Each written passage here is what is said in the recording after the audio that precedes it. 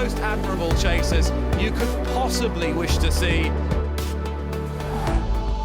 Hello and welcome to the Race Hour. It's Dean Ryan in the chair for Stephen Cass, who's off in Lapland playing with huskies, sleds and his children. And I'm sure he's having a great time. I'm sure he watched the DRF on various devices, packed with his gloves on. I don't know how he's done that. Hopefully he had a good time. He's not here. I am here. I did say I would never come back to the Race Hour until Factor File was the rightful favourite for the Cheltenham Gold Cup. And here I am. Timing has collided and done us a turn. So there we go. So joining me, of course, Nolan is here. Hello, Dino. Yeah, it's good to see Stephen Cass's reign of terror is over, and you know, free at last. Thank God Almighty. It's good to see you, Dino. Good to see you too. Stephen Cass, the bully who got rid of me, is gone. But, he will be back. Tony Keenan is here. Now, you could say Tony Keenan replaced me on the podcast, but of course he doesn't host. He is the expert here. How are you, Tony? I'm good, Dean. Yeah. I know his luck hasn't improved out in Lapland anyway. He messaged us at say about halfway through the card yesterday, which was Monday, to say, "Oh God, I think that with no limit might run all right in the bumper, a bit of a stayer." And so we all know what happened next. Got to the stewards' inquiry stage, and I think that was as close as he got. So yeah, he might be looking to replace you again next week, Dino. He's not going to be heading to Barbados for another week in Barbados. Be the looks of things. He'll be welcome back. A man that pumps with some limits, so hopefully he's okay. Is the Cass. I hope he's had a good time. And okay, a little bit of housekeeping for us, of course. The Race Hour brought to you this season all the way up until the wonderful festivals in store we have in the spring is Bet365, the home of the position payout. There is no interview with Pat Cooney, the postman, as I call him, because he has been delivering some serious winners on the Tipping Show that follows us, the sister show, so to speak, with Rory Jawani and fellas. But there's no Pat Cooney this week, so we are going to steam in to the DRF review. Hopefully, because of the delay, actually, we're a bit quicker to it than normal with their this day's racing. Firstly, they did a fantastic job to get any racing on, didn't they, Dermo? Unbelievable alter. I think my wallet might have preferred maybe had they dodged it altogether. But the actual thing itself, okay, unbelievable. You saw a pool of water on the Monday. I was quite confident the whole thing would just go ahead, just knowing how well it drained there. We had a running group and a separate WhatsApp group, myself and Dean are in, about my drainage knowledge seemed to pick up all of a sudden. But the serious work, serious effort, and to get the 2 days going. It was tough going now, and I do wonder what that took out of horses. But my own weekend, Dino, I had on the Saturday, Waterford Whispers got me out of trouble. I do think he'll win a big one going forward. He got stopped in his run between the last two, but I did think that was a very good run. Kind of he picked up out of nowhere really form wise, and then over fences.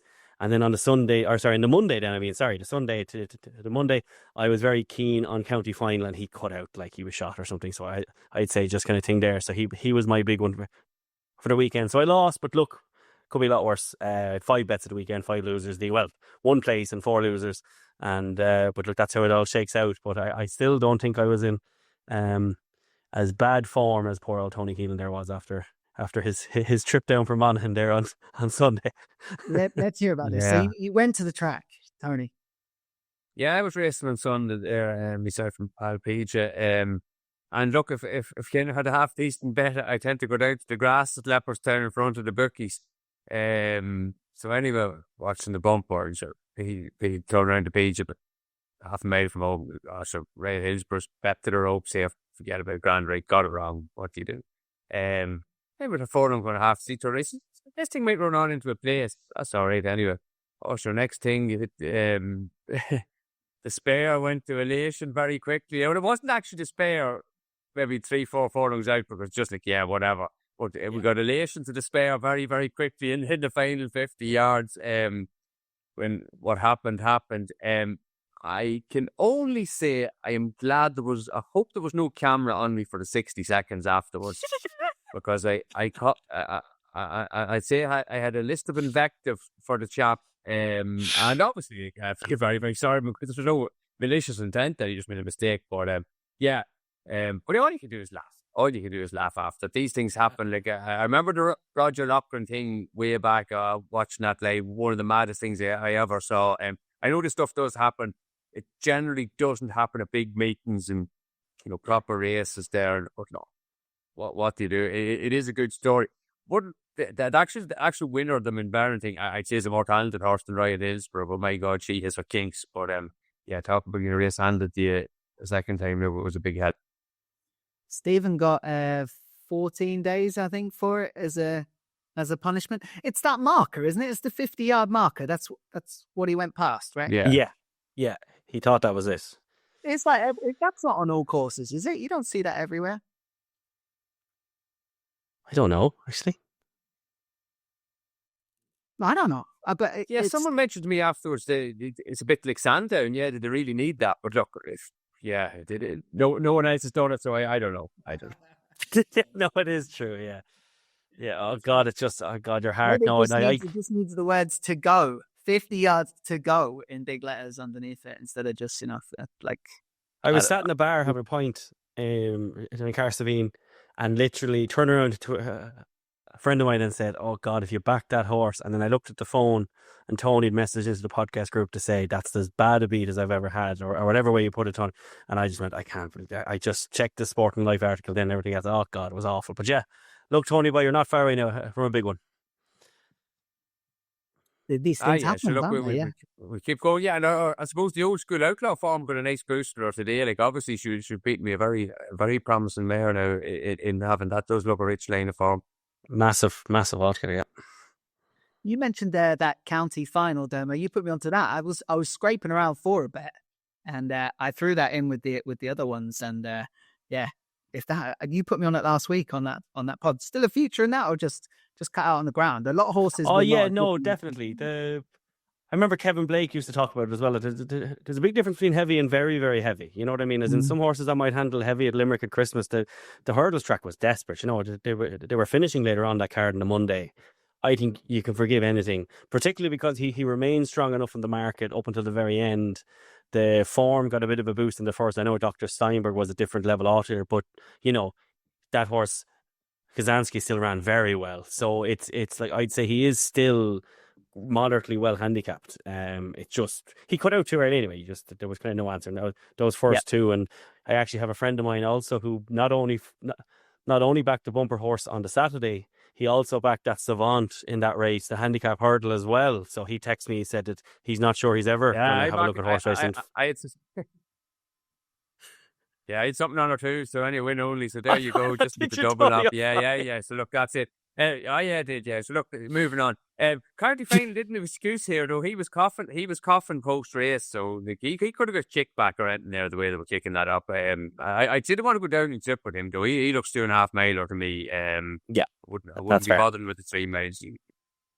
Too far, but Okay. All right. Well, look, that's what happened to your wallets. Let's talk about some of the horses that performed, whether you're on them or not. The Novice Hurdlers is where we're going to start, I think. And talk the talk. When a horse can do what he did in the Tattersalls Island Novice Hurdle Grade 1, that was the 2-mile race, of course, and beating Ballyfad. I'll watch that race 100 times and still don't think he won the race, but I've seen the photo and he did win it. So I've seen the photo, but like the way he was kind of smuggled in and then picked up off bad ground, I was super impressed. What did you guys make of it? Tony, I'll come to you first. Talk to me about Talk the Talk. Yeah, very impressed with this. Joshua Brain said afterwards he didn't mind if the horse got beaten. They were riding this horse with education in mind completely. Hadn't really done things right the last day. Jumped ordinary, bit keen, but kind of dropped them out here. This was really steadily run race. Like Ballyfad and King Rascal Grey were very much in the right position. Now, there are reasons why they would improve, but Talk the Talk to be able to get the jockey. Now, I'm going to get the jockey out of trouble, get himself out of trouble to win it. I thought was an excellent performance. Now, I suppose you can argue there's 3 of them here on the line. Like, are any of them really going to be a supreme horse? That's a reasonable point to make. But I suppose the nature of the race that it was steadily run, like the finish was always going to be quite kind of compressed. I thought of the 3 of them, they probably finished in largely the right order. I'd say Ballyfad has a little bit more to give, maybe on better ground, and I'd say Grant's a stiffer test. I thought King Rascal Grey, I thought he was the one who the race probably should have suited the most, with where he was positioned. I'd say he's a bit faster than Ballyfad. Ballyfad has an excellent attitude. Just interesting to see what way they do it. Like, I know that maybe some discussion about where top to top might go. I just, with the amount of speed he showed here, I don't think he'll go for anything other than Supreme. With Ballyfad, I think you can certainly considering going up and trip when the yard also have a Kairos for the Supreme, and a lot of their kind of 2.5 mile horses, a lot of the copybook, I'd say the Calypso's Chance and Classical Creeks to the World. So I'd say if they wanted to go up and trip with him, he would, give them a fair shot. I'd also I don't know what you think, but does the Supreme look a hell of a lot stronger than the Turners at the minute? Like, there seems there could be 7 or 8 horses in it, like, and bar Paul Nichols, is there any other standout in the 2.5 mile race? That's assuming that Gockel Steinberg goes to the 3 mile race, which he may not. Yeah, Steinberg goes, it looks a bit of a match with no drama this end. The Turners and the rest of them, maybe Ballyfad could step up, would be interesting. On Talk the Talk, the first time I saw him run, I thought he jumped so high, he could never win a Supreme. Everything was up and over, up and over, up and over. He looks much better now, Demo. What did you think? This was a great kind of all-around planning, just to go into this race, drop him out, smuggle him through, everything that kind of Tony said there. I love them going into the race at Christmas. Now, I've kind of fallen for another in Old Park Star, and I'm obviously financially involved with him as well because I want him at bigger prices. But I would be very confident that Old Park Star would see off the likes of an El Kairos, who's pure speed, because I think a horse like Old Park Star from the front can draw the speed out of a horse like El Kairos. I think, when a horse like that can kick on thing there. But Talk to Talk now has shown twice now that he's able to pick up and show a turn of foot, and he strikes me as a horse who will be much better off a really strong pace as well. It's just really interesting now. I think those two, Old Park Star against him, there's other horses there like Idaho Sun. Was really surprised when he wasn't given an entry to the middle race as well, because like Tony, I think that race is there for somebody. Idaho Sun doesn't have an entry in that. My Daddy Paddy's going to the Supreme as well. El Kairos going to the Supreme. Hard to know with Willie Mullins. Like, I wouldn't be surprised if like Mighty Park was thrown in there and ended up trying to bully the race from the front alongside Old Park Star. King Rascal Gray's there as well, obviously. Leader Dallier. There's a bit to go yet. I just wouldn't be surprised that Ballyfad, the only thing I will say is that I think Leopardstown, because it's so galloping, you can get away with it jumping a little bit right-handed. I think Cheltenham would definitely be a concern with him. It's not getting better, that right-handedness. It's not getting any better. He's staying right, So I nearly would. He could be one like Mighty Potter, who maybe could blow out a little bit of Cheltenham, be forgotten at Punchestown and win at a big prize in that Grade 1 on the opening day as well there. So that could be an angle with him. Unbelievably impressed with him. Some attitude, as Tony fell in love with him. Tony's on a big price for him for the Supreme as well, and that is kind of a good show. I could see him now going open trip because of El Kairos, but the other lads there as well. So it's a real open division. I love Old Park Star. I think it's going to take a really good one to beat him. I was very confident that I was on the winner, but Talk the Talk now has put the cat among the pigeons, and Old Park Star I think will go from the front. I think whoever passes him will win, but Talk the Talk looked to me now like there was plenty more in him, and if they can get him a little bit closer, getting there, I think kind of there, because obviously El Kairos ran during the week as well, Dino, and he hit the last again. Jack Kennedy blamed himself. I have a feeling Jack Kennedy does that sometimes to help Gordon out with the owners as well. I think Jack blames himself sometimes and takes the blame for this. El Kairos, to me, a buddy of mine, he won't like me say that Aidan Walsh used to play for the Marys, and he used to run through at full pace, and he used to always ask him, why don't you just kick it over the bar? And because he used to always punch it over the bar. And he used to say that his legs were going so fast at the end that he couldn't lift them enough to actually. There was a certain point of the sprint where he couldn't lift himself enough that punching over the bar was just easier at the pace he was going. And El Kairos strikes me as that he's actually at that point. He's at such a quick speed when he's jumping the last hurdle that I don't think hasn't figured out yet how to lift his legs properly. Now I know that's a mad reference, but there is a bit of logic there to it. I think El Kairos, that's twice now that he's hitting that speed. I wonder if Jack might really wait with him, which could end up actually backfiring in a Supreme, but work out in the Champion Hurdle or something. It's just a really good race. The Supreme is shaping up to be now, Dean. Happy the position I'm in, but God, Talk the Talk was impressive, wasn't he? Yeah, he was very good. Like if you look at the betting now, Bet365 have got, and they've gone non-runner, no bet across all Cheltenham races now from this evening, right? But they also have the anti-post markets up. But in their non-runner, no bet market now, they go 15-8 Old Park Star. Talk the Talk is 9-2, 5-1 El Kairos. Then you got Ballyfad at 10s, along with Mighty Park. My Daddy Paddy was obviously an anti-post favourite for this. At 12s, 14s, King Rasco Grey, Leader Dahlia 14s, Idaho Sun 16s. There's 20 to 1 bar. If all of them turn up, it's a very good Supreme. It's a or at least brilliant on race, yeah. form. We don't know Yeah. until we hit the following season, but it looks super, super deep, which is great. Really deep. Yeah, you would just wonder. I'd say the first three will definitely go, but I'd say the likes of Willie Mullins and stuff will definitely obviously split up his ones. It's just hard to know with Willie's. None of Willie Mullins's have looked that brilliantly quick, as in King Rascal Grey. I thought he was faster than he looked the last day now. Ballyfad was too quick for him jumping the last day, nearly the way he got up past him again. Yeah, it could just be the case that this is the year where Willie doesn't have a Supreme horse, but the last time we said that was Classical Dream who won it. So it's you can't ever write him off, but it does look the year that Willie Mullins doesn't have a Supreme horse, really. Still hurts me, that one. I think I remember being at that pre-Cheltenham Monday night bash and someone saying, no, Classical Dream's the one for the Supreme, and I was like, oh, Christ. And then, remember, that was the first preview night, and Mikey Fogarty turned up and said that Paul Townend had told him to put that up for the Supreme, and we all told him, don't do that because he's running in the Ballymore. You won't go, say it. Yeah. You've been put away. Yeah. That's sure, he knew. Why did we talk about it? He knew. He was talking to Paul Townend. But anyway, doesn't matter. Imagine bringing someone with all those nice insider contacts. They turn up, I've got a bit of info for you, and you go, no, don't worry. No. Mikey, you're wrong. Yeah. That's sick. We don't need it. Okay, let's look about the good Dr. Steinberg, who was freakish, I think, in terms of all the performances we saw over the couple of days at the DRF. That was one of the more freakish ones. Found a rhythm, found a pace, which was quicker than pretty much everything else, and did not stop. Dr. Steinberg looks maybe go for the longer race, but if he turned up in the middle distance one, he'd have a big chance there too. I think he'd be silly to go for the middle race with him. I think David Russell asked a great question straight after the race on RT. Do you think he's a champion hurdle horse, Ruby? And Ruby said no. He goes, well, then he shouldn't be running then in the Ballymore. Now, I think Dr. Steinberg was all saying, look, there's one freakish thing here. Like Willie Mullins, imagine being an in-play layer there now. You'd be laying him the way he was pulling for his head, and Yeschel was in front of him. He's pulling for his head the whole way around, behind Yeschel, who was also pulling for his head.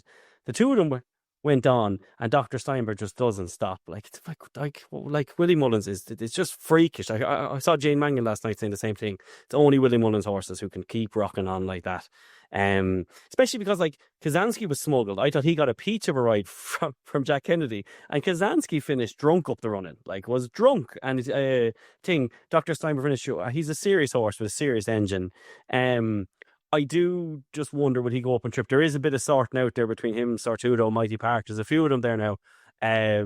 But I do think Dr. Steinberg, I suppose if it's bottomless like that again, you probably do try him at a Ballymore. But if it's any way better, I will be going up and trip with him. He looked to me with an engine who just will not be stopping. But Dean, this was one of the more freakish performances I've seen in a long time from a novice hurdler. It just didn't stop. And all of his form, Navin now with the beating the devil and all of his form over hurdles is just really strong. So yeah, all of a sudden Willie Mullins has one very smart novice hurdler anyway, definitely. Okay, well, if I throw this at Tony, the ground comes up, your traditional good to soft at Cheltenham. Which race are you running? God, I hate this kind of guesswork altogether. Do you know what? I actually think is the Albert Bartlett, is that like the antichrist of the race that he wants of it? If he's going to race like this, I agree with you completely. The Espresso Milan was the same with Torres there a week or two ago. Just far too keen, made mistakes. Now, Dr. Steinberg and Ferris an excellent jump up, but there's no one else other than Mullins horses do this. Flat or jumps, just do everything wrong and still win 6 traveling lengths or, win with plenty in hand. But the Albert Bartlett just seems that little bit of a lottery aspect to it. You tend to get a bigger field, tends to be very attritional. I would say his run style, there's more chance of that being found out in the Albert Bartlett. You may say, he won't come up as good as a horse in the Albert Bartlett as he will maybe in the shorter race. But you come up against 19 horses is the problem. He's kind of like a bit of a graveyard. That's fair. Yes, it's kind of like they're greater than the sum of their parts or something like that. Like I have managed to be on. I know we trace this individual. I feel like I've managed to be on a load of these horses in the Albert Bartlett in the past. Like I was on your man that ran a JP horse at Emmett Mullins, Corbett's Cross. On him at a good price. But I was on it. There's one of Willie's there that won the Nace race. He hasn't. He's run since, what was he calling? He beat Il Atlantique in Nace. reading Tommy wrong. reading Tommy It's on wrong, him, but yeah. kind of.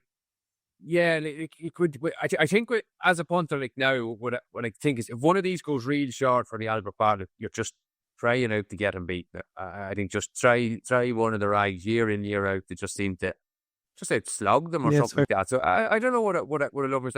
And also, was this not a terrible race in behind? Visuals were deadly now, but man, there were bad ones in behind.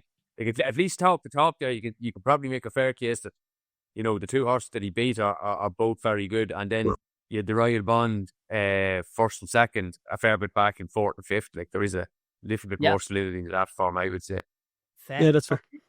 So taking, but yeah, no, I get you. Look, what the race that followed that was Narcisco Has, who obviously won the juvenile Grade 1, and if maybe not the distance wasn't as good, but equally impressive, super strong looking type, and rightly justified plenty of market support as well, Tony. Like everyone kind of thought this was going to do the business. Yeah, don't have any graw for taking this horse on in the triumph at all. Was he as visually impressive as Christmas? No, but you know what? That made me no harm because I'd say there is we'll probably come to them later on. There's a fair chance that some of these horses have left their next race behind them over the weekend. Like I actually can't remember Leopardstown having ground like this. Unless it's kind of rained on the day, come up a bit heavy, like just the persistent rain, the struggle to get it on. And I do think some of the jockeys, like Jesus, they didn't have much respect for the ground. There was a lot of strongly run races here. There was a few pace collapses, like Jesus, like the Arkle, that 3-mile race, the county final was in, Majborough race, Gold Cup probably was pretty strongly run as well. The bumper, the race, the bumper on the Monday, like not like top to top race was the only race that you'd say was a real crawl. One or two ones that were kind of steadily run, but yeah. And I know we're going to be talking sticking a bounce factor and stuff. Very hard to guess, but yeah, I think Narcissus. Sorry, if I come back with Narcissus, I would say he has possibly avoided that because they just went a kind of a normal gallop in that. They didn't go all out. And I always go back to one Ruby said. He was talking about Faheen. The one day he kind of went from. This would have been the year after he won the champion hurdle. He went from in the Irish champion hurdle at Leopardstown, and he absolutely just kicked away and won by a long distance. But the horse was off for a year and a half or something after that. Like there's winning the races and there's putting up figures, and somebody's putting up a big figure does come at a cost. Yeah. Totally fair. Would he be your idea of a triumph winner, Demo? Yeah, look, I kind of hadn't been as bowled away by him until I went back and rewatched it after Tony said that he just thought he'd seen the champion hurdle or the triumph hurdle winner. And not that I'd be listening to everything that Monaghan man says, but there's sometimes when there's a favourite in a race and Tony's happy enough with him, I tend to note that now a good bit. But the really impressive at Christmas. I like the fact that he's starting to doss a bit. He dossed in front here, I thought, when he jumped the last. On the preview night circuit now, there's going to be plenty of talk of that Selma, the very one who was very good. But well, I was going to say, because it's kind of like the wise man's choice after the race was look at the second. Yeah, but like the second still got to do plenty to probably get to, well, I wouldn't say a dossing winner, but a very comfortable winner. A very comfortable winner, but Mark Walsh was keeping him at it. But you'd be feeling now if there was any sort of panic there at all, he would have scooted on again. Very much that horse knew jumping the last. He had the race won. Seven de Very's a beautiful horse. She's going to have a big future, but I don't know. There's nothing really there running. There's that talk about that Nicky Henderson horse still, but he hasn't run yet. But so that's kind of is that the name of that horse? Sorry. What's that horse that you're talking about? Proactive? Oh, he's backed into like 10-1 now. Sorry, I'm actually recording on my phone now, so I can't check it there. But there is talk about one of them, but something else would want to come out here. I'd say now we're looking at one that's going to be very, very hard to beat. He's handled all ground, handled all race types, and for a 4-year-old, like they were going through the horses that won here for Willie, like Limini and all horses like this. They all had a bit of a 4-year-old nature about them, a kink or a kind of a way of going. Kink's too harsh a term, but they were all 4-year-olds who were learning on the job. This lad looks like a 7-year-old handicapper that was just kind of scooting around. And sure, Mark Walsh afterwards, he's not the most excited, although he was a bit excited this weekend. Now, Affair was the most he's ever given in interviews, but he said after the race he absolutely loved them, and I thought it was Yeah, no, I'd say he'd be very hard to stop, Dino. Yeah, Mark Horseshoe's who's had a terrific DRF, and it'll be I know obviously the job is on its way to Cobden, but he's got plenty of time. He's going to have some swan song at Cheltenham if he gets to sit on all these and do the business. But yeah, what a weekend it was for him. Now Cisco has landing that Grade 1 juvenile. Let's have a look at the Novice Chasers, because Mark Wolf's may as well kick it off with him again, with Cade Dorhey, who look, I'd never been a big fan of Final Demand, right? Never, but I did expect him to go and win that race. But I don't know, does he not jump quite right? I don't know if it was the ground, whatever it was, but he went off super short and was well put in his place. The Hipster horse Western Fold in second. Everyone seems to have massive tickets for this to win at Cheltenham, which I've noticed. And Cade Dorhey. Cade Dorhey was good in the Ladbrokes Novice Chase. How good, Tony? Yeah, I think you're raising a few flags there. Like I'd say he beat a horse that was aiming at the next day, and obviously the favourite just hasn't turned up. Wasn't it? Final Demand jump terrible. Just jump wasn't fluid. Oh yeah, sorry, there was something I wanted to come back to there. I'd say it just links in with this race. Did you see the interview with Townend? I think it must have been on RTE. I was watching RTE yesterday after Dr. Steinberg won. What did he say? I did, yeah. You see it sitting with no. Like, he was kind of half saying, "Oh, Danny Gilligan didn't give me a soft lead." Yeah, he didn't give me a soft lead. Well, why did he not give me a soft lead and kind of half presenting it? I was going like, he said, "Oh, I'm used to those tactics, but sure, look, yeah." Yeah. I did see that. I thought that was kind of I thought that was a jagged Walsh there from the day before. Because as much as to say like this, God, you have to give it. I won the short one now. Come on, will you let me have a solo?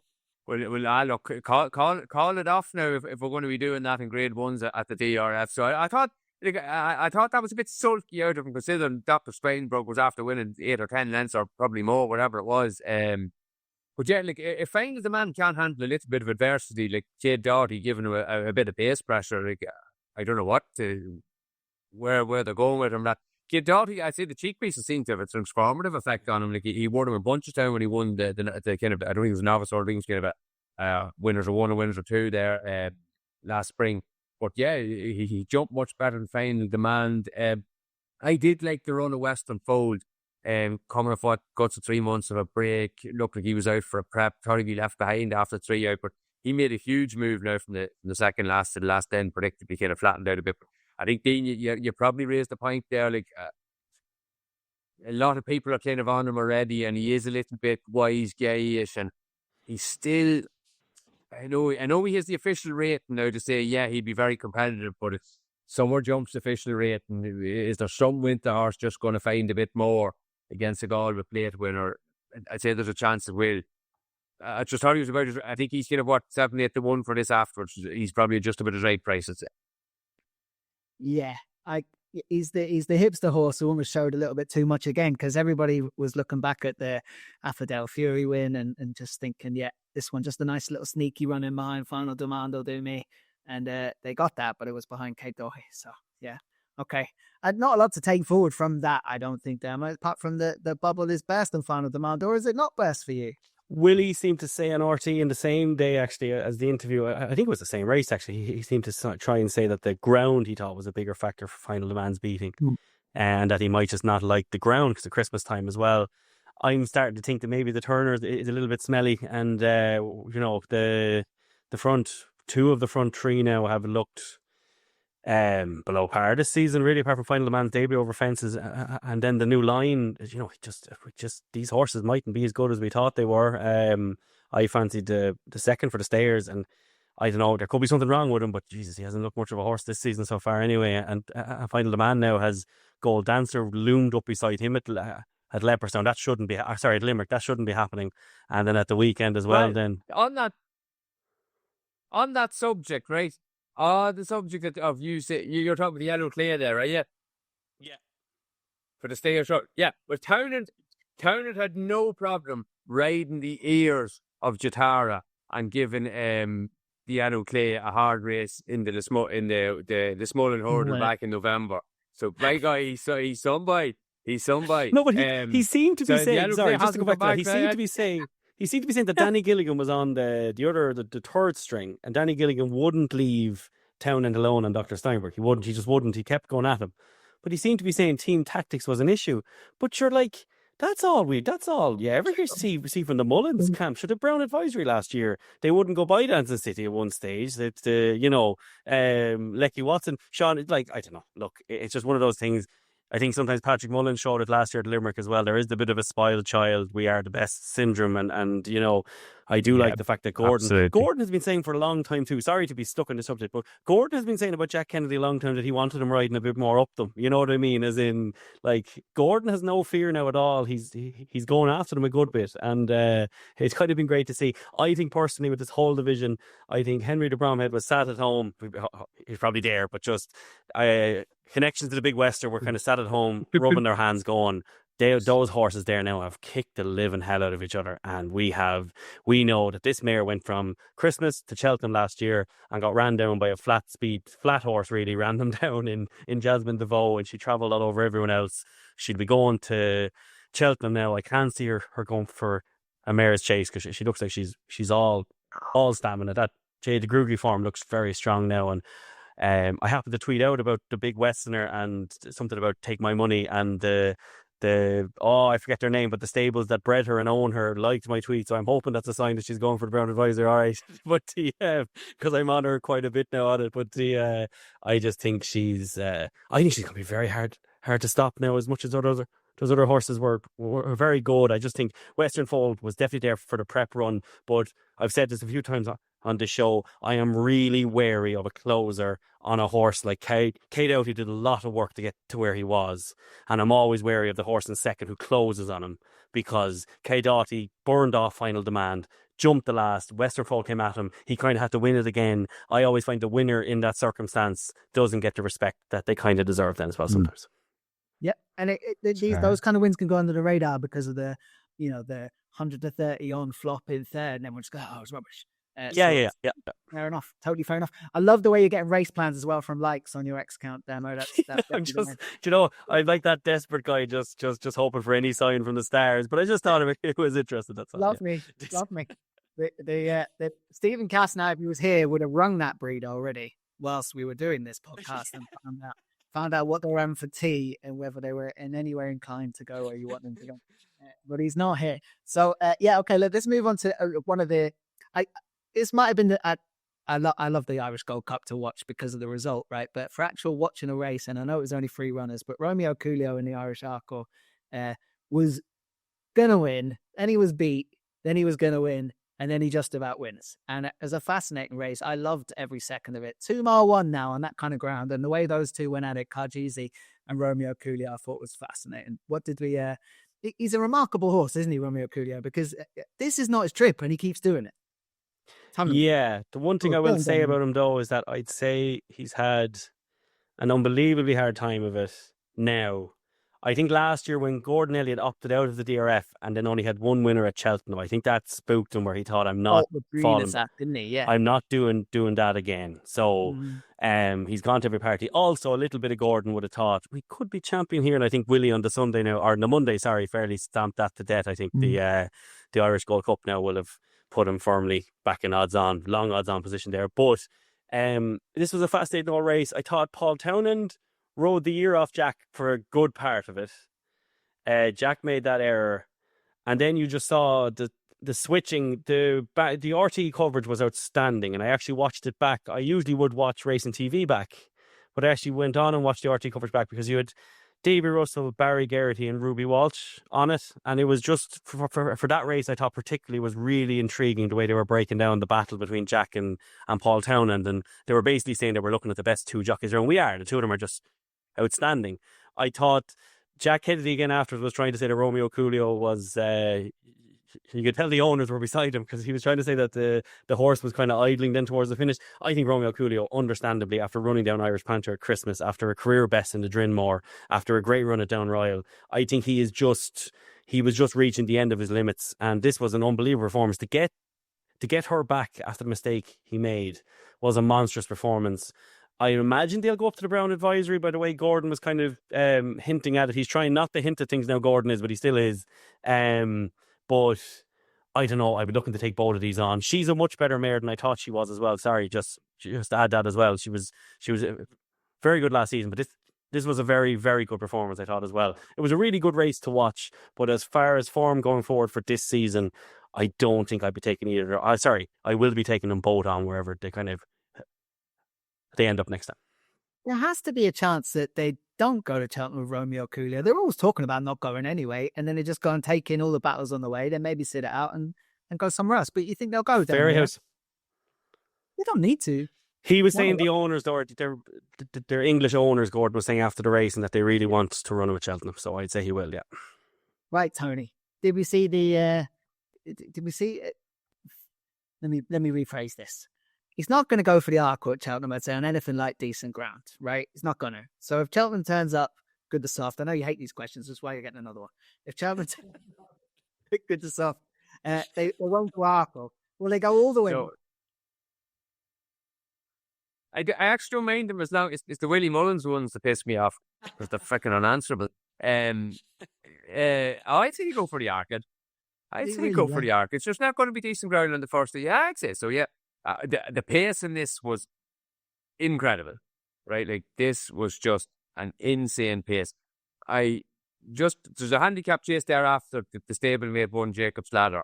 From the first fence to 3 out, the Arkle horses were to go to 12 seconds faster than the handicappers. I say handicappers as demeaning. These are the top end who made handicappers. Like, they're 120, 130, 140 horses. Like, they weren't going slow.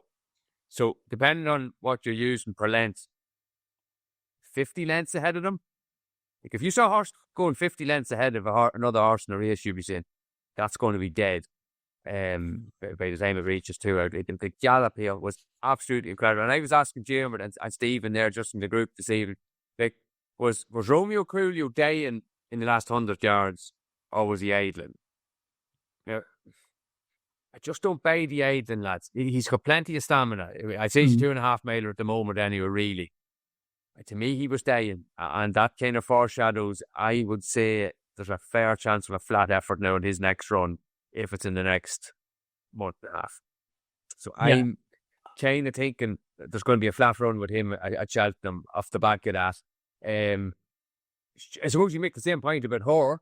The only thing with her is she didn't have the extra run before Christmas. I'd say she's been built up a bit more slowly because I think at Cork, quite happy just to let her kind of run a race and, not knock her about or anything like that. And I do think the Arkle would suit her a bit better. I'd say she's a bit sharper. Well, is she good enough? I don't know. I would prefer that. I would definitely prefer her for the Arkle than him. The two, I think she's kind of is a double negative for me now for the Arkle. I think there's possibly a flat run coming, and I also think the thing is probably a bit too sharp for me. Fair enough. I mean, the two, I mean, maybe Kopek the board not quite as happy, but the Leopardstown camp must be super happy with what they witnessed there because they've gone and had an absolute battle on terrible ground, and it's Cheltenham is not far away. Leopardstown would be my idea of the one they've all got to beat. Something's got to finish second to it, Dermo, though. Also, how vindicated was Willie by not running Kopek the board? Because that could have killed Kopek the board had he tried to. Because he would have went, he's a very forward horse who can get dragged along by kind of whatever. He would have definitely ended up in that battle as well. Now, Cargese wouldn't have went that fast then probably, so it probably wouldn't have been the same type of race. Paul Downing wanted to just go, but he still could have ended up in, as in Willie probably has done right by the horse's future in that regard. But yeah, look, the Arkle, we'll get to this in a few weeks' time. The Arkle is just yet another race at this Cheltenham Festival, which is it's setting up to be one. Lads, it has last festival that was anything like this. Oh, I've never seen anything like it. 10 years ago, 12 years. I'm sure connections of it. The Arkle typically you've got a bit of a rag in it there, and you're saying, Henderson is a real solid one. Mullins is a solid one. Will try and qualify for the Grand Annual or the Red Rum Handicap, or just find something else. I say this year you roll the dice. I know you say Lamba has been very good. The Lamba, to me, is also coming out of a horrible crop of juveniles. I think they're a very ordinary group now. Maybe he was much, much the best of them. But, and then, yes, Kopek the board, he's probably done right by him leaving him off a Bunda. But he's also missed 2 targets. And he's going to the race of and then, Yeah, and then and also, I know you're saying to work it out between himself and Kyrgyz, whatever you got. I think both of those horses make up the jockey's mind a little bit. And could you imagine Danny Mullins getting out to Kyrgyz? He's not going to give a hoot to Copic the boards in an article. He'll be writing years of his own things. Oh yeah, there's a lot of carnage. It's great crack now. I'm not necessarily mad to fight. I can't really fight the best here necessarily, but no, it's interesting. We haven't got to the Gold Cup yet. No, Gold Cup or the Champion Hurdler. Sorry, no, but even we'll talk about this in a bit. I think there's 9 or 10 races at Cheltenham that you can't pick. You can't pick one in it. Like it's fantastic stuff. Yeah, that's what you want. I mean, that's exactly what you want, obviously, right? But it's better as well than 7, or 8 odds on shots and 6 of them get beat. And even the average punter who just goes racing's had a shit day. You don't want that either. 100%. You want a few puzzles to solve, and not just people sticking it on the 8 to 11 shot. Anyway, Not Runner No Bet, of course, is now live with Bet365. I must tell you that. The Lamba is 11-8. Kopek the Board 5-2. Watch out, they might throw that in the Champion Hurdle. You never know. They keep missing the fence. Anyway, everyone says no, yeah. Romeo Curio 3-1. Kyrgyz is 9-2, and 12-1 the Panther. Just don't watch his hurdles for him. He's not that bad at all, the Irish Panther. Okay. All right, look, we're going to move on to the senior hurdlers, and I did say that they could switch a bit of Kopek the Board around. The 2 mares went at it, Bright Days Ahead and Lossiemouth. It was a great race. I couldn't have either for Cheltenham, but one of you convinced me otherwise. Tony, were we watching a Champion Hurdle winner in that race in Lossiemouth? Well, Tony's backed her now. Went against all his previous. No, his friend had convinced him. Yeah, he backed her for the Champion Hurdle a few weeks ago. Yeah, reckon very. I back to the weekend. Sorry, I did the more on her now. Actually, Greater Days Ahead is the best form in the Champion Hurdle. It's a bad Champion Hurdle now. It is bad. But she is the best form. Now, whether she can reproduce it is another thing. Didn't get the best version in Ossie, but I say Greater Days Ahead won with a nice bit in hand. Another really strongly run race though, lads. Like geez, Fabiolo didn't spare them. Went a proper pace. But we think of Brighter Days Ahead at the prices is now. Would you maybe? I just don't know about Cheltenham. Like there's the first year, the Dawn Run, jockeys watching each other, slow pace. Cheltenham last year, they're saying she'd a bit of an injury. I don't know. I think she's the most likely winner of it, but would it be selling out of what kind of price is she now? Kind of probably 3-1, 9-4 No Runner No Bet with Bet365. 9-4 No Runner No Bet. I will check their anti-post price as well. Give me a second. What price is Constitution Hill No Runner No Bet now? Just because I just seen loads of people putting them up. They're mentalers, like. But what price? Bright Days Ahead is 11-4 in the anti-post market. Constitution Hill 9-2. The new line 9-4. And if I go back to that, yeah, I'll go back to that. Like I've backed Constitution Hill at big prices just because I figured they might get it to remember there's the jump hurdles. But like if they do, it'll win. But I mean, does anyone else want to join me on that? Obviously not. That's like the day when Paddy Aspel slagged me mad. Now, the horse did win, but Benson was a horse that I backed to win twice over hurdles. And I actually said the sentence, he'll win if he stays between the 2 rails because he'll have it or run it out. And Paddy Aspel said, Paddy Aspel said, the job is hard enough now, Diarmuid, without having that issue in as well. I think Constitution Hill there's like this game is hard enough without us trying to gather whether a horse can remember to lift any of his legs at all to get over a hurdle is like, I don't know, like you need the horse whisperer to be in his ear going to hoe around. We won't labour on it because it's tricky enough. Tony's already told us who's the most likely winner, and he's probably right? But I just want to say as well, sorry, Lossiemouth, I do think you can forgive. Lossiemouth has a bit of this in her too. There's a few horses like this, and I will talk about Fact the File. I think he's another one. This isn't the first time Lossiemouth has thrown in a purler like this. I'm not convinced. She loves Leopardstown. I'm not convinced of it at all. And the other thing as well is that the ground very early on, Paul Townend was at her. It was the same in Kempton that day when she was kicked out of the way last season. I do think that this can happen to her. She fell here last year when another brain dead. The two of them tried to kill each other, Danny Mullins and Paul Townend. And this is the reason why I think writing any of these horses off. Both of those horses, Stateman and Lossiemouth, after doing that last season, Stateman was going to run an absolute career best in that that champion hurdle, and Lossimo danced home in the mare's hurdle. Willie is freakish at getting horses to keep on rolling from this sort of stuff.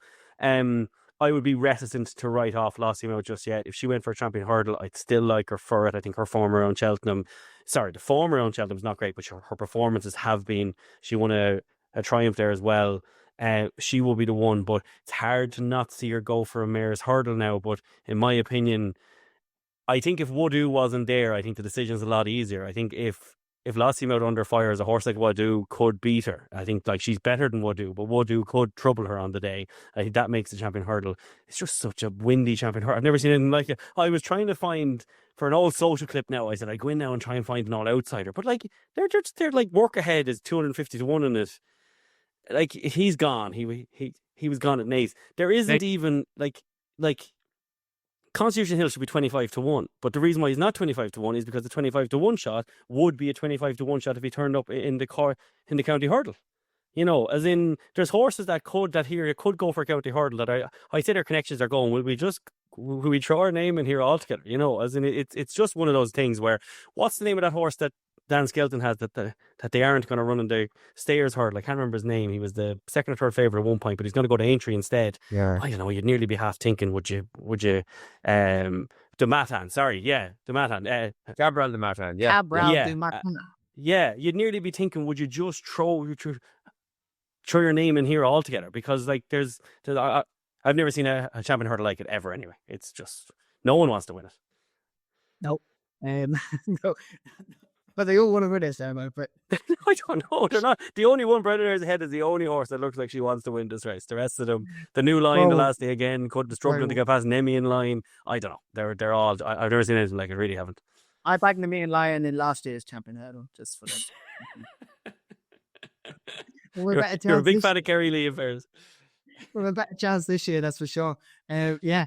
Okay. Excellent. Okay. At what price would you, if you knew Constitution Hill was going to jump every hurdle? It doesn't have to jump them perfectly, but going to jump every hurdle. What price would you make him for a champion hurdle? If my aunt had balls, she'd be my uncle. I like. I don't know. I really don't know. Like it's like right. It's just the weight of fact is on us here, and he hasn't jumped a hurdle correctly since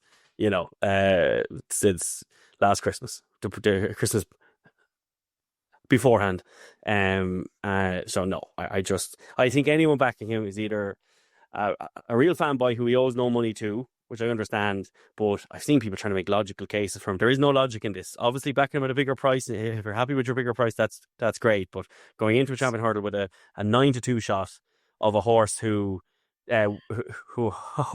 having his prep run at Suttle on the flat, I think you're an absolute lunatic. And hey, there's been challenges before where we were all trying to take clues from jumpers for bumpers or whatever. That's different. That's different. That's forced on you. This isn't forced on anyone. This is that's very different now. Right. That's exactly what he needs. All right, let's go to let's move on. All right, one of the best performances of the weekend. We're getting there. We are getting there. Masborough in the Dublin Chase. Finally kind of, would you say, came of age, Masborough? I know he's gone on one a triumph before, but he's kind of been a bit of a letdown in, I think, just to expectations, a very lofty expectations. He finally put it all together in pretty desperate ground, but my God, he's absolutely destroyed Marine National and whatever else was in behind Founder 50. As good as it looked, Tony, was it? It was good as it looked on the day. The cheek piece again seemed to far and away the best jumping performance of far and away the best performance. It was full stop, I would have said. I'd say things set up well from though. Because I had something on solidness.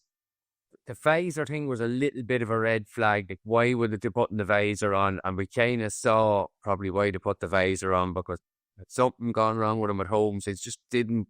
Maybe it was all the ground, but he couldn't get to the lead. Like he was a beaten docket now after 3 fences, and that meant that Masborough was left alone.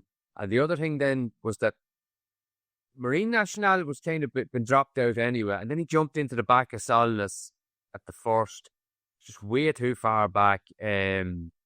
it showed a little bit of his usual kind of bit of a change of gear from 2 out to the last, but predictably didn't kind of get home on the ground. Barry Connolly's horse. So yeah, I just think management just going to be a very, very different race at Cheltenham. Just much sharper. Very unlikely the ground is going to be like that. And yeah, I just wouldn't be rushing the back. He's kind of sub 2-1 there at the minute. Although Marine National's hardly drifted at all. And he was actually a mad gamble on the day. He went off 5-4 on Sunday, which was, we've seen there were some actually mad moves. None as mad though as Le Divin Enfant in the Grade 1 Novice Hurdlers. He was Brett 9-2. From what he was 30 plus on the exchanges earlier in the day at one point. Yeah, so this DRF does produce the odd mad gamble now, and I'd say Marine National was necessarily a mad one, but with the ground it was a little bit curious. Yeah. Oh, Barry Connell didn't seem too upset afterwards, despite saying that, Marine National. Barry Connell to me is the Mick Arteta of horse racing trainers. Either the grass changed colour, or I don't know, the sun was just positioned slightly. I don't know. He seems to have an excuse. He thinks this horse is the greatest thing ever. He's been absolutely walloped. But yeah, at Cheltenham might be a different story, Demo. It will be a different story, I think. I agree with everything Tony says. I won't waste much time, but I do think everything fell right for Madburn today. It ran more like a 2.5 mile race. He had time to jump. I thought the headgear I don't know whether the headgear went on because Solness had an issue, as Tony said, or whether the headgear set him alight more than it ever has before, because maybe he was fighting JJ every which way around. And I don't think JJ had the best weekend of his life riding at Leopardstown anyway.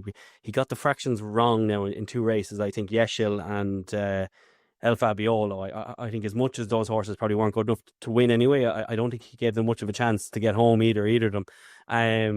But Solness, this can happen with him anyway. At Cheltenham last year as well, when he couldn't get to the front, it just wasn't. He just doesn't like it. But he never troubled Madgeber at all, really. I think the exact same as Tony all the way around there. I think Madgeber is excellent, but I do think, and it could just be the case of a young horse finding his feet, like you said, Dean, but I just can't get the fact out of my head that last year he got the run of things in the Arkle as well and managed to kind of have himself as trouble. He's in a similar course and distance here. I still think, I'm just not convinced that all those jumping issues are gone away. I think the ground and everything, I think it just suited him more than it suited everyone else on the day. It slowed down to the perfect kind of degree for him. And the one thing that I did notice as well was, I thought Willie Mullins was a bit of a class act afterwards, the way he really bigged up Mark Walsh's impact here and said that he was basically trying to say that he was the one that was telling Mark Walsh to hold him up. And that Mark Walsh said, after the last day, can I please just let him go next time? And he said, all credit to Mark Walsh, this is all to do with him. Mark Walsh was keen to point this out to Katie Walsh as well and RT as well, in fairness. But I do think sometimes a lot of the morons on Twitter who would be calling out jockeys like Mark Walsh and stuff like this as well, they do forget that there's a room of people, an owner, a trainer and everyone else sitting there telling the jockey how to ride a horse as well. And we're not there for that part. We just see the jockey going out. And sometimes the likes of Mark Walsh have their mind made up for them before they go out. He was very keen to just let the horse roll on. He said he was saying it all season, and well, it was definitely vindicated. But I don't know, I still will be looking to take him on at Cheltenham. Quilixios is still my idea. I wonder if he's missed it all, but look, he's to go there without any prep run at all. But if any trainer can do it, it is Henry de Bromhead. But yeah, there's a few horses like that who missed the weekend, that I think I'll be having a few bets on as well in here. Yeah, it's one way to completely look at the DRF is to just draw a line for them all, find ones that didn't go, and if you got it right, you'll be on a roll. Quilixios 16-1, no runner, no bet for that champion chase. Madgeber is 13-8, and as Tony said, Marine National hasn't really drifted at all. 15-8, the pair. So I love. One thing as well. I love that Barry Connell tried to say that he only ran him to support Leopardstown. I'd say now Barry Connell is there's a lot of things he is, but I don't think charitable is one of them. I don't think his horse got beat because he was only running to support the DRF. That's what he said. Yeah. He said after the work the ground staff did, he said he had to run him. I said, I'd say Barry Connell, I wouldn't care less of it into that. But anyway. Magic. Barry Connell once the best thing, Cheltenham preview nights. The Racehour will have its own, of course, in the GOAT, and these two gentlemen on this show will be on the panel there later on in this month. And but Barry Connell was on a preview night I was at. It was the year Bobsworth and O'Connor were both running. O'Connor right, for Bobsworth. And he was literally telling people with a totally straight face, and fair play to him because loads of the audience got involved. He said you should sell 1 or 2 children, mortgage your house, get rid of the car, put everything on the double Bobsworth O'Connor. That's And some look, going. But also, sure, he paid a fortune for O'Connor, got rest his soul as well. Sure, he thought he was, money where his mouth was, you know. I mean, So obviously, that's where he got the money. That's where yeah. he got the money, Diarmuid. Yeah. He had That's it where he got on, the house had as it well, on out before the Leopardstown, ball yeah. straight after. Yeah. Hey, look, brilliant. He's a fascinating character, jockey to owner to trainer, whatever. All right, let's talk about the best moment of the weekend. Dino,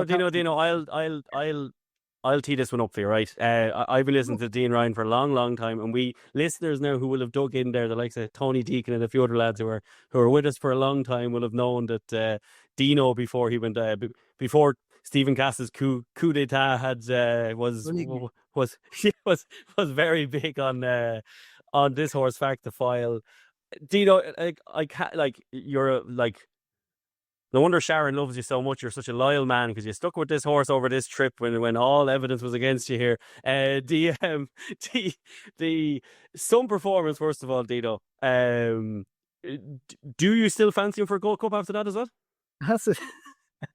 Do I need to answer that question? I think with Fact to File is written in the stars from a very very first couple of ventures to the racecourse. They was gonna win a Gold Cup. Just look at him. He's absolute chess piece of a racehorse. Nothing travels like him. I think when he's completely on his game, which is most of the time, nothing jumps like him. I don't really think the trip matters. If he'd have run in the Gold Cup last year, then we would have won it. He just happened to run in the Ryanair and win that on springs. But tell me this: how have Frank Berry and JP and even Mark Walsh and those, how have they decided after a race at Kempton, which was not run to suit him, and he bumped into everything on the way around, finished 6th in the King George, let's get rid of that Gold Cup entry and run him in the Irish Gold Cup? That just makes sense, doesn't it? I love how Willie afterwards was laying it at Frank Berry's feet as well. Did you see that interview? Willie just said, we had him in the Gold Cup now and they took him out. That's what he said. We had him in the Gold Cup, they took him out of it. To be fair, Willie Mullins has always said every single time, it's a Gold Cup horse. Don't need to go over hurdles, a Gold Cup horse. Don't need to go for the Ryanair, it's a Gold Cup horse. Don't need to do this, a Gold Cup horse. Finally goes and wins an Irish Gold Cup. Probably one of the best performances we've seen since Galloping Deschamps beat him in the Irish Gold Cup, which was some performance, because I watched that race back only the other day. I still cannot believe Fact to File got beaten that race. Galloping Deschamps is an all-time great who's just reached the end of his spell. But yeah, Fact to File 7-2 non-runner no bet for the Cheltenham Gold Cup. You can get 4-1 with Bet365 in the anti-post market, and it's an absolute certainty. Dino, you've been missed, buddy. I don't know. So the Gold Cup is another race. The Cheltenham Gold Cup, sorry. So the Irish Gold Cup, first of all, was a brilliant race to watch.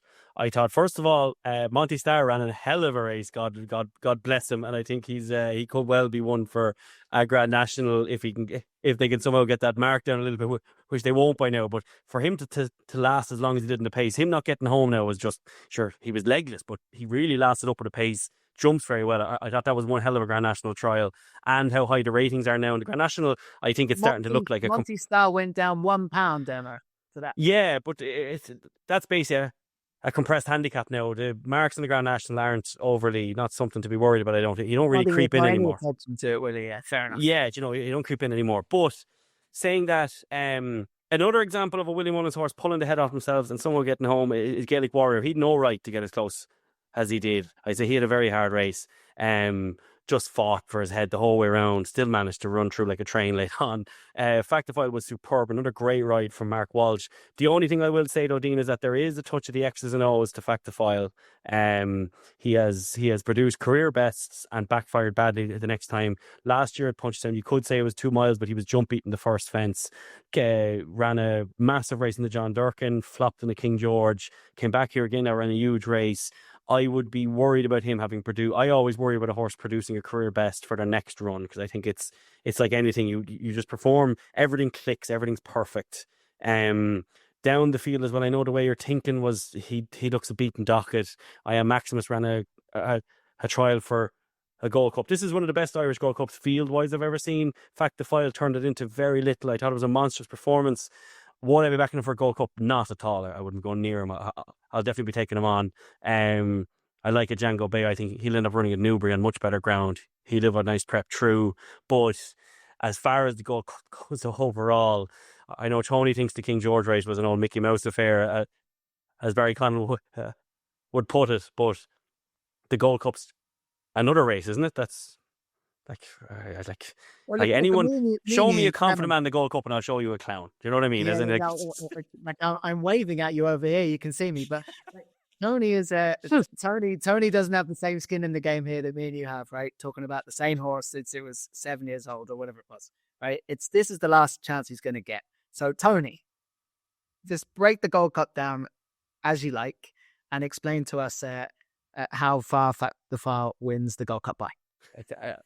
Well, I tell you that the Gold Cup, there's lads who've done PhDs in college now haven't put as much thought as some punters will put into this Gold Cup. Like I've never seen one like it. This is incredible.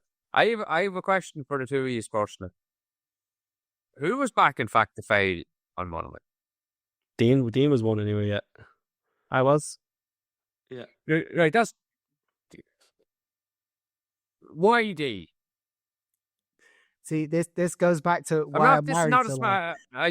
Yeah, you're lying. Right, bit of lying to that, but I'm completely 100% loyal to the fact that he was going to win the Gold Cup for about 3 years. So if I think that he's going to win an Irish Gold Cup, that's 100%. Otherwise, he doesn't run in the Gold Cup, right? So 100% loyalty. I wasn't upset with Kempton. I blamed Mark Walsh.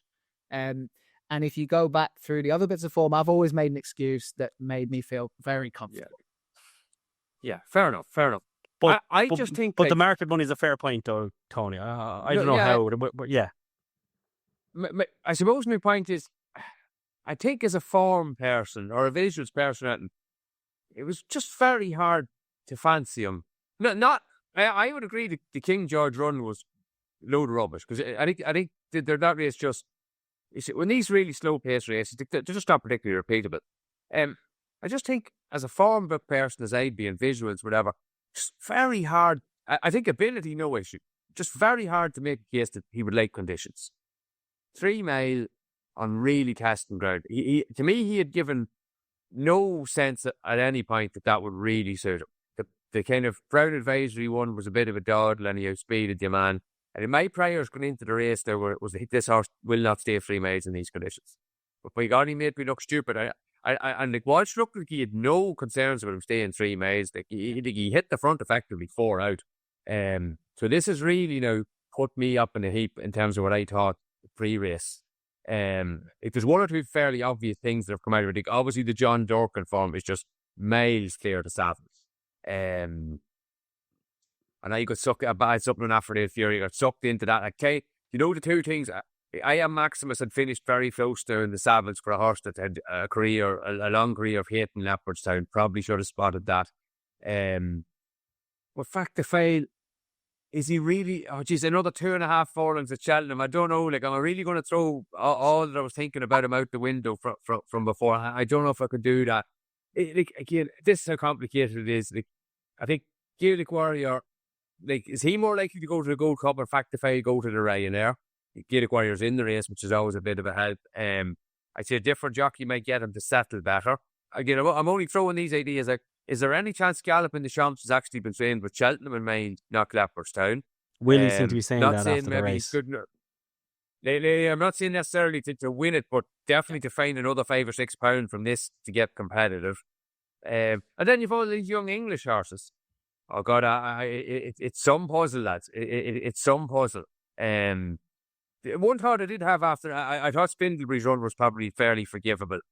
It seemed to get very lit up, bumped at the first or second, just a totally different race that she was used to running in, like a very uncompetitive race, 5 and 6 mares and stuff like that. I wouldn't be averse if they could get her confidence back. I'm sure they will. They could try a race like this down the line. I just shocked to the system stuff. It was like 3 runs they made in hurdle and come in and run in a 25 run handicap. Just too much going on. But yeah, so what do you think they're going to do with Gaelic Warrior then? Like, do you think there's any chance that Townend would want to ride it in a Gold Cup ahead of Gallop in the Champs? Or am I talking rubbish there? Or what do you reckon? I wouldn't say any. I would say they go Gaelic Warrior Ryanair now.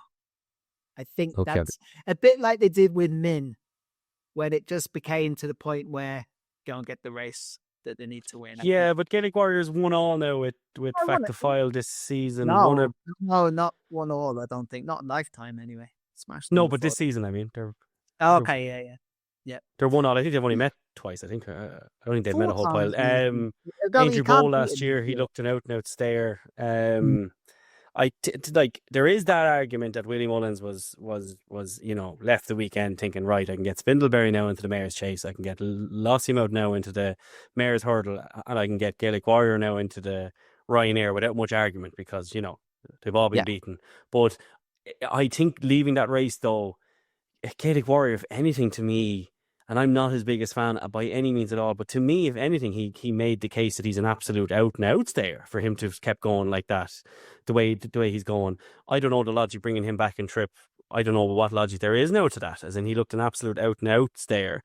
I do think the other thing with him, bringing him up in trip seems to have brought a bit of consistency to him. Like, he has now put 5 very good runs together. Whereas over 2 mates, he was at shorter trips, he's been played to throw in absolute stinkers. Like I'd say in any of his last runs, he hasn't dipped below a 165.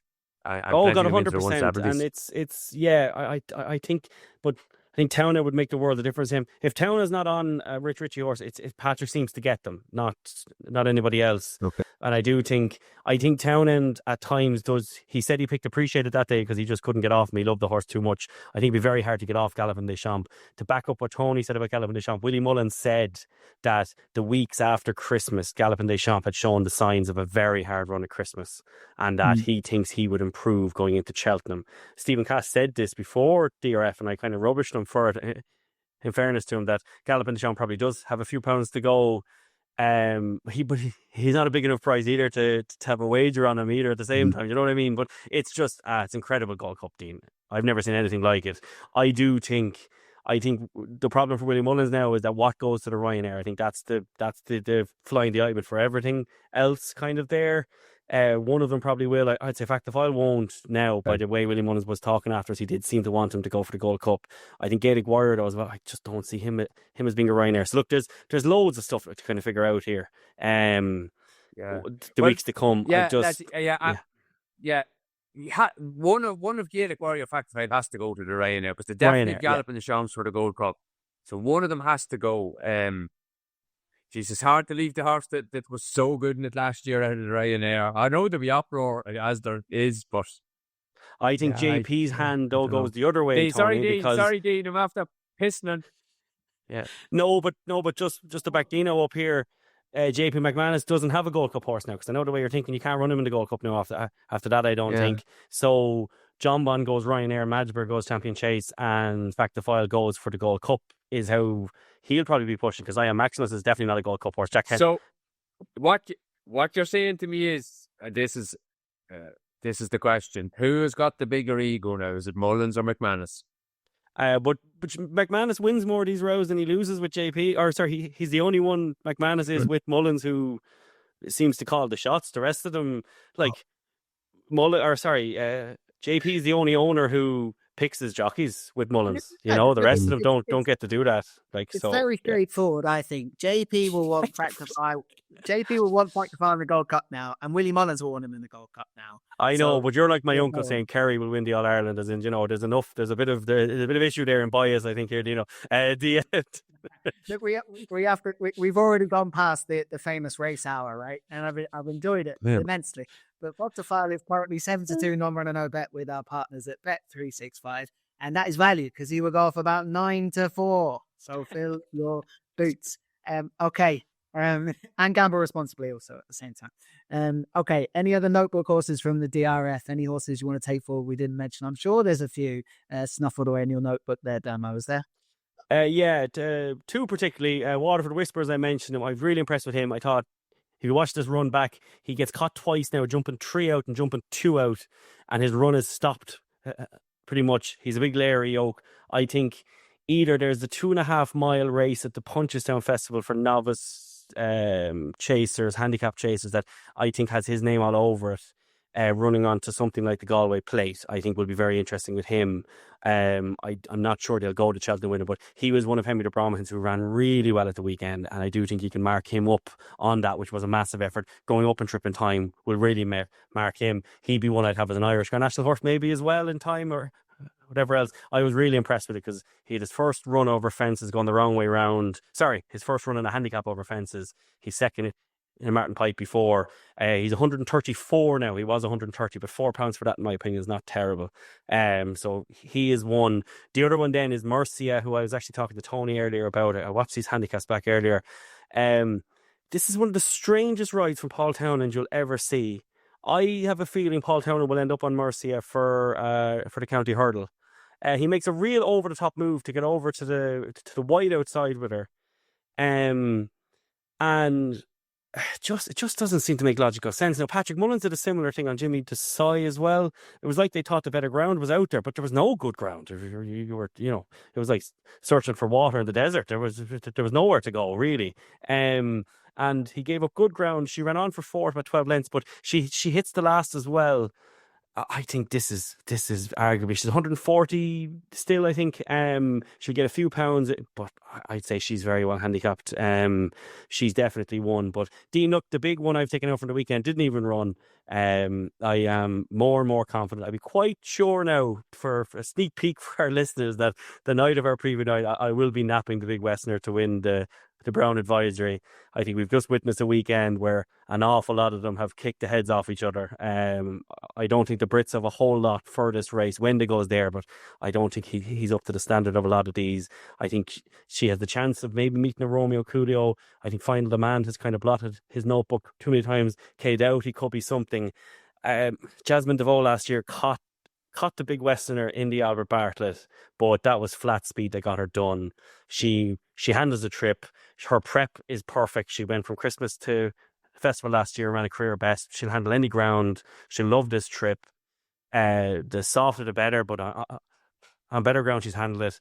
I'm starting to get very giddy about the big Westerner, and I'm starting to kind of tip away at her now weekly. I think she'll take the world a stop again. Now that I bet she's however no run, no bet, it's even better again, 9-2, the big Westerner, no run or no bet for the Brown Advisory. And you mentioned Mercia for the county there, 11-1, no run or no bet with Bet3.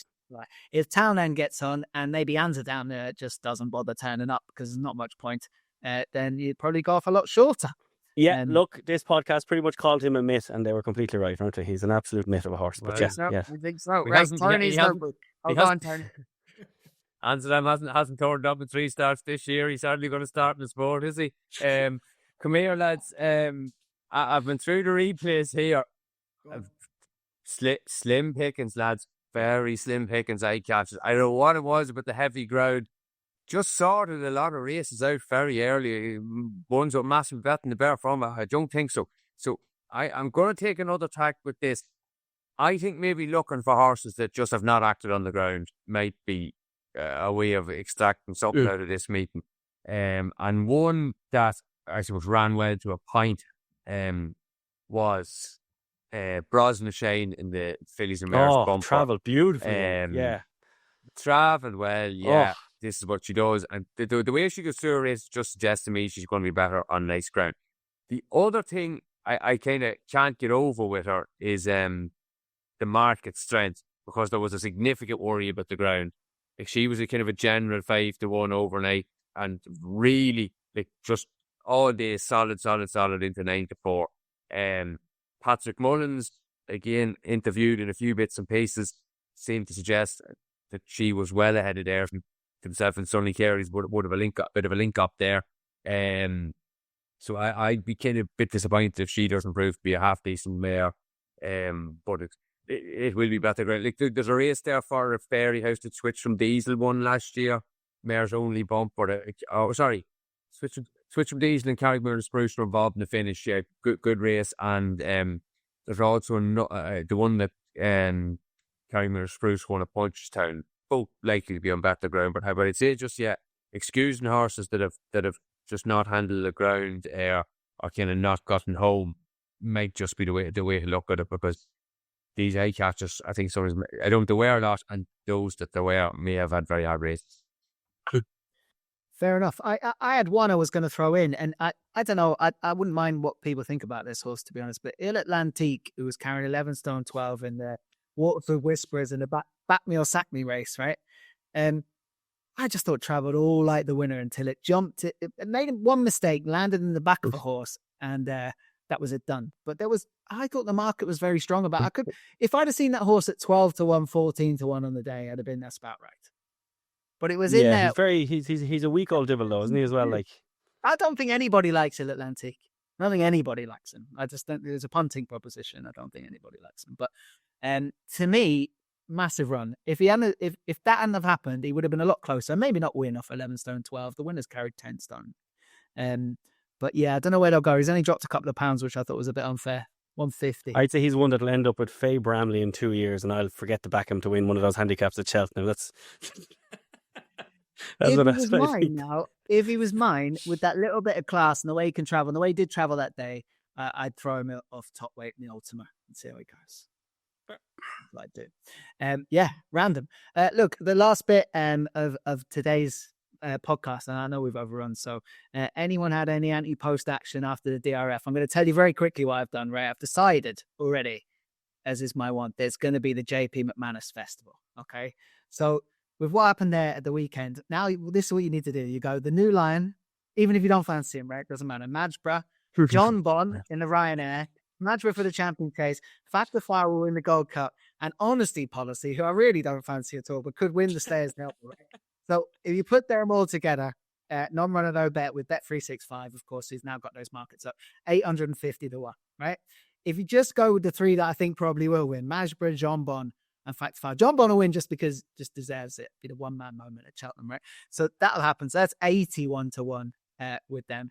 And I would just be getting involved in that. Why would you do anything else? You don't want to be at the party when the big man walks in, having landed Stayers, Champion Hurdle, the Gold Cup. He's going to win the Champion Chase and, of course, the Ryanair. And you haven't got a docket. I've got a docket now. So there you go. Remember, right. Dean, just a story before we end. Remember the year when I was there as press and Bouvardere had won the Champion Hurdle, and I didn't know where to go. It was my first time being at Cheltenham as press.